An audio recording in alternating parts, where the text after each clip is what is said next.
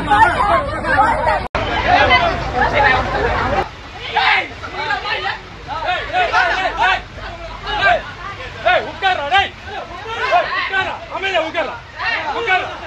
இரவு காவல்துறை 2 மணிக்கு மேல அராஜகமாக இன்னைக்கு பெண்களை கைது செஞ்சிருக்காங்க.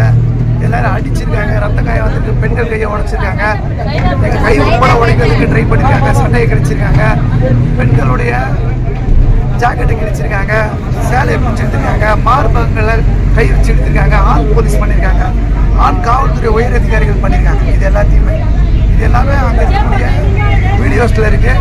மிகப்பெரிய பாலியல் அத்துமீறல் வன்முறையில் தமிழ்நாடு அரசாங்கத்துடைய காவல்துறை ஈடுபட்டிருக்கு. இது மோசமான செயல்.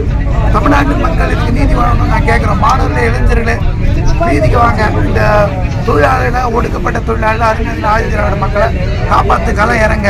நாங்கள் தொடருவோம். எங்களை அடித்தாலும், எங்களுக்கு என்ன நடந்தாலும் எங்கள் போராட்டத்தை முடிக்க